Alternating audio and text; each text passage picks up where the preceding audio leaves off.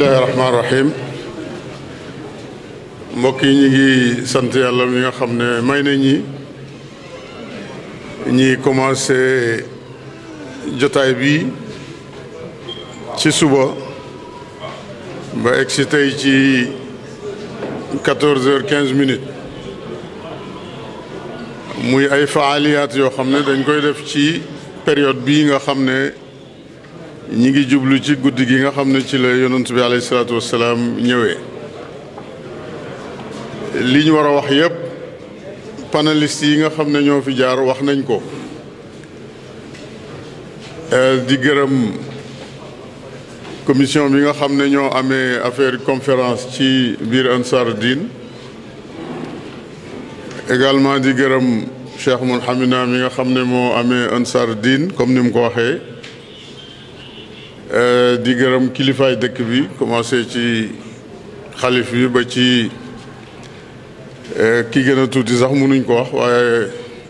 ki yàlla teg ci rang bi ci suuf ñi ngi gërëm ñooñu ñëpp ñi ngi gërëm Cheikh Mouhamadul Amin mi nga xam ne moo ñëw tey ci suba ubbil ñu jotaay bi ci kàddu yim fi sànni ak ñaan yim ñaan nga xam ne loolu ci boppam garantie la pour liggéey bi mën a continuer lii nag dañ bëggu muy avancer di améliorer di changer parce que pays bi màgg na fi mu nekk nii màgg goo xam ne côté bu ci nekk war nañ ko xoolaat def fa ay innovation pour mu mën a dëppoo ak 21e siècle ñi ngi bëgg ñëpp xalaataale même façon bi ñuy gàmmoo c'est vrai noonu la Baye daan gàmmoo fii nag booy wax ba tudd loo xam ne moom la Baye daan def presque nit ñi dafay mel ni boo ko bëggee laal lu rëy la te Baye laal na lu bari loo xam baayam def na ko yooyu yëpp war nañ ci xalaat ba nga xam ne dana mën a jëriñ ñii nga xam ne ñooy dépenser seen xaalis tey ñiy jógee Soudan bu ñu la waxoon ñaata lañ dépenser seen xaalis pour egsi fii ñi jógee Tchad ñi jógee Ghana ñi jógee Nigéria war nañ ñooñu bu ñuy dem ñi am lu ñu yóbbaale comme document am lu ñu yóbbaale comme message ne moom lañ jëlee ci gàmmu Medina loolu nag dafay laaj xalaat dafay laaj liggéey bu mag suñ gërëmee ñi nga xam ne ñoo fi jaar commencé ci Seydi Ali mu Hadj Abdoulaye Niass ak Amady Boucar Niang ak Ibnu Cheikh Omar Niang ak Baye Alaaji ak Seyd Mouhamina mi rais Jamiyat Ansar Dine Ahmed doomi xalifa bi Cheikh Ahmed Tidiane Baye Alaaji doomi Alhaj Abdoulaye ak suñ doom bi bañ ne sëriñ la di doomi Mouhamad wul Cheikh Abdoulaye ba egsi ci Boucar mu Seyda Nafisa ak Baye Mar bi nga xam ne moo mujj jël kàddu ci panélistes yi ñu ngi leen di gërëm ñoom ñëpp di gërëm nag modérateur bi nga xam ne moo doon modéré jotaay boobu di Hajjul Misri ñu ñëpp xam ko muy borom xam-xam di niti sunna di nit ku maandu di nit koo xam ne itam nit ku fonk pays bi la parce que loolu la nàmp toujours bu ñuy waxtaan buy wax dama ne koy wax amoo problème ndax bàyyi na la ish kaabiran donc yow détails yi nit ñi nag yow nekkoo ci ñi ngi gërëm ñoo ñëpp di gërëm presse bi nag nga xam ne ci suba ba léegi ñi ngi fi wala lu ëpp suba ba léegi sax fan yi yëpp ñi ngi fi di jàllale lii nga xam ne ñi nga xam ne mënuñ ñëw Medina ñi ngi koy seetaan fu ñu mën a nekk ci àddina bi loolu ñu ngi leen ciy gërëm bu baax di gërëm itam sécurité bi nga xam ne ñoo nekk fii pour sécuriser place bi sécuriser itam ñi nga xam ne ñoo nekk ci place bi di ñaan yàlla fayante kenn ku nekk ci ñoom ama Cheikh Boucar Niang wax na sànq ci relation Baye ak këri diine yëpp foofu ci la ñuy profité ci ñi nga xam ne ñoo nekk ci tariqa tijaan di wax oote boo xam ne depuis at yi yëpp ñu ngi koy wax man liggéey naa ci ak Cheikh Abdoul Aziz Sy Al Ibn muy tijaan yi foog ñi jël responsabilité nangoo toog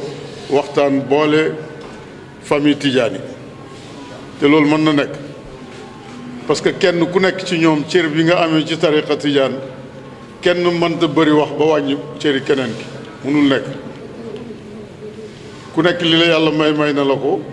kenn mënta wax bu eboo nga ngemb ay mbër ñiy wax ci rajo yeeg télé mënta wàññi cër bi yàlla jox keneen comme président Wade bi muy dem moo wax ne tijaan yi ñi ngi représenté 60% tey ñi ngi ci 15 millions sénégalais booy calculer 60% yi kon tijaan yi 9 millions la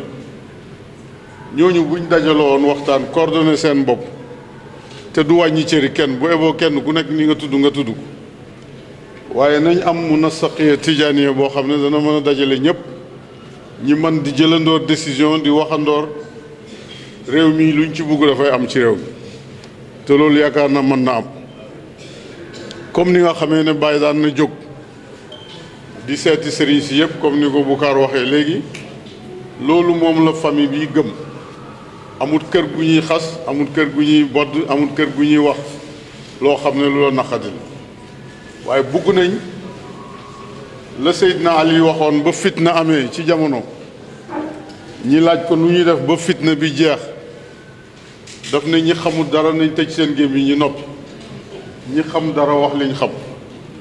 jamono ji ñu nekk nag contraire bi moo nekk ñi xam dañoo noppi ñi xamul rek ñooy wax te loolu fitna rek lay jur boo xam ne amalut kenn njëriñ Cheikh Ibrahim Niass Nigéria gii nga xam ne seen relation ak moom ren mu ngi ci 82 ans wala 81 ans et quelques ku nekk xam na ne ba mu fay dem déggul seen benn làkk moo téyeloon boppam valise am te tey xoolal liy jógee Nigéria di ñëw di gàmmu si fii benn muqaddam bu mag ci kanu Haruna Rashid dañ toog di waxtaan mu ne ma man damay xalaat ba mu yàgg ma ne suufi Medina bu gàmmu jotee dafay taweeku ah ma ne ko loolu mooy lan mu ne ma man dama seetlu liy jógee Nigéria rek waruñoo xaj Medina te yéen a ngi fa Gambien yaa ngi ñëw Mauritanie yaa ngi ñëw Mali ngi ñëw te ñoo ñëpp nu ñuy def ba xaj Medina ba gàmmu gi jeex dama yaakaar ne suuf si mooy taweeku tuuti ak gis-gisam la waaye li am solo mooy bàyyi ba muy dem Nigéria moom kenn rek a àndoon te tey da ngay gis li nekk Nigéria kon maa ngi defaat appel ci période bii di période yi gàmm di période bu barke nañ commencé d'abord ci famille tijaan yi ci Sénégal tijaan yi ci Sénégal ci ñeenti néeg rek lañ génne niñ magante Cheikh Alhaji Omar Fouti radiallahu anhu ak banqaas yi ànd ak moom yëpp ñi nekk Louga ñi nekk Dakar ñi nekk Gunaas ñi nekk Nangam yëpp ci néeg boobu lañ jóge nga jul suñ mbokk yële ci njegéen yi ñëw jël Hadj Abdoulaye Niass jël kër Hadj Malick Sy Canamba sekkeen kër Hadj Abdoulaye moo ci gën a néew fraction presque ñun ñii ci Medina la ak ñële ci Léona boo jëlee kër Hadj Malick ñoom Alaaji bu Saaxoo ak ñeneen ñi mel noonu ñëpp foofu lañ bokk kon boo koy xool tijaan yi ci Sénégal ñeenti néeg la mais ñooñu war nañ mën a toog ñu waxtaan seet nu ñuy dooleelee tijaan te loolu du suma wax man Thierno Ahmed Ndiaye xaw ma ndax mu ngi ci saal bi sëñ Abdou Aziz Sy Al Amin moo ma invité Tivaouane ma ne ko nañ ànd man ak yow keroog ba ma koy proposé ne ko nañ fexe dajale tijaan yi ci Sénégal daf ne ma danaa la wax dara man li ma gëm ci sa ñëw bii mooy Baye moo may fàttali lu mu ma waxoon mu ne Baye daf ko oo benn bés ne ko dama la soxla yow ak Cheikh Tidiane Sy moom mu ñëw joxe ngant Cheikh Tidiane ne ko nekku fi bàyyi na ko Cheikh Tidiane sax gis ko moom dafa yombut waaye danaa wax ak yow mu ne lim ko njëkk a wax mooy ne tariqa tijaan bi yàlla moo ñu ko jagleel ñun dootu yàqu bañ dajeeg yonantu bi sallallahu alayhi wa sallam loolu doy na garanti. ñaareel bi mooy dama bëgg ngeen organiser tariqa bi ba mu mën leen a jëriñ ci seen àddina. mu ne waaye sa mag nag léegi màggat la d'accord naa ci xalaat bi fu ma fi mën a ànd ak yow danaa fa ànd ak yow fu ma mën a téléphoné danaa téléphoné fu ma mën a bind danaa bind. te répété na ko ci grande mosquée ci Dakar bañ paree dama ne ko lii ma la xalaatal nag di ci wax ak yow tey waxaguma ci ak Cheikh Tidiane mi nga xam ne mooy suñ xalif parce que gis naa ne yow magam ma ne naa commencé ci yow suñu waxtaanee yéen kilifa yi ngeen dajee waxtaan joxe ordre xale yi ñi piloté commission yi nga xam ne dana ci am tariqa bi am jàmm nit ñi am jàmm. defaroon nañ document yépp mu ngi fi wax naa ko keroog Dakar nee naa leen nag bi mu fi jógee xalif bu bees bi man miinuma ko moo tax mënuma jël contact ak moom ak autorisation fii ñu bokk itam xaj na ñoom la ñu war a jox document bi pour ñoom ñu jox ko kilifa yi ci kaw. loolu gëm naa ne mën na nekk suñ àggee foofu tariqa bi dana noppalu ci pimpang bi nga xam ne mu ngi ci diggante bi. deuxième étape bi nag mooy bu tariqa bi dafay bloc ba pare ñi seet nan la ñuy def ak suñu yeneen mbokki jullit yi pour dooleel l'islam fii ci Sénégal loolu mën na nekk. ñi ngi ñaan ñëpp góorgóorlu ci xam naa ne ñëpp a ngi déglu parce que wax yi di génn fan yi dafa amul benn njëriñ amalu ko kenn lu dul xaj ne ñi nga xam ne ñoo ci am dara luñ ci am xaste mënta changer dara. lii Bukaar wax muy diggante Cheikh Ibrahim ak mboolem këri diine yi loolu la kër gi gëm ba léegi duñ sant benn gone nag ne ko mu attaqué benn kilifa ci benn pays duñ ko sant kenn duñ ko doxee duñ ko waxee ñun li ñu yàlla may sant nañ ci yàlla muy faydu bii nga xam ne yàlla jox na ko Cheikh Ibrahim te mënoon na ko jox ku ko neex loolu rek mooy particularité kër gi kon ñi ngi ñaan yàlla yàlla defal ñi loolu ñu àgg ci ak jàmm. li may tëjee nag mooy ajjuma incha allah président de la république dina ñëw fii ci Médine gane si Médina comme ni muy def at mu jot bu gàmmu amee. li ñuy ñaan nag mooy discipline am. kër gi ay kilifaa ngi fi xalifa bi nekku fi mais ñi topp xalifa bi ñu ngi fi buñ jéem a brûler ay étape nañ bàyyi kilifa yooyu ñoom ñi wax naka la ñuy recevoir président ñi ci war a liggéey liggéey ci waaye corox-corox gi kenn ku nekk gis ne man maa ko war a kii te autorité boobu amoo ko dafay indi problème rek. Cheikh Mahe ngi fi Lamine a ngi fi Aaxiboo ngi fi yeneen i ay seeni rakk ñi ngi fi nañ bàyyi ñooñu ñoom ñi waxtaan wax naka la ñuy recevoir président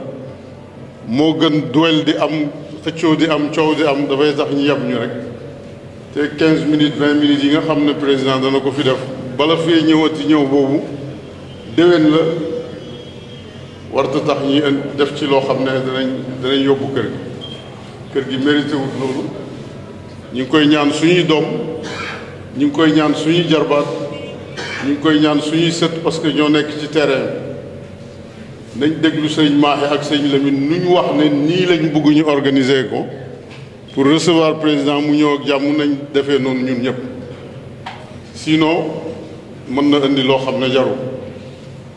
te yàlla nañ yàlla may ñi teertu ko ci jàmm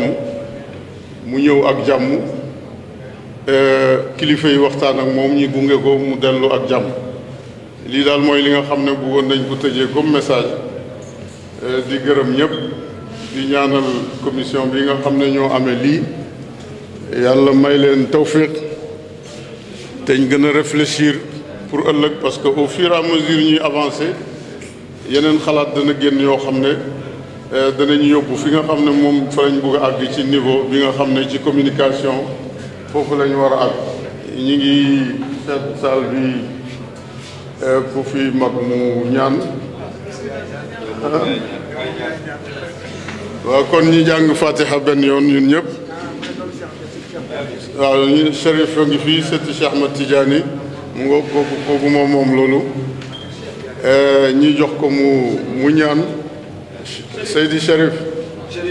فلتتفضل وتختم لنا هذه الجلسة بدعاء مبارك وضمانات من أجدادكم.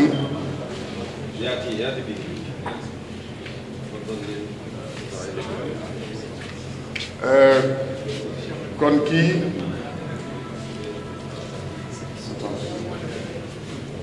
taxaw nii sëti Cheikh Ahmed Tidiane Cherif la radiyallahu anhu. sëti Cheikh Tidiane boo ko waxee mooy sëti yonant bi alayhi salaatu wassalaam moom la ñuy jox mu ñaanal ñi yàlla ñii tëjee ko jotaay bi bu ko defee ba suba ci 9h ñii dajaat fii 9h la de صدق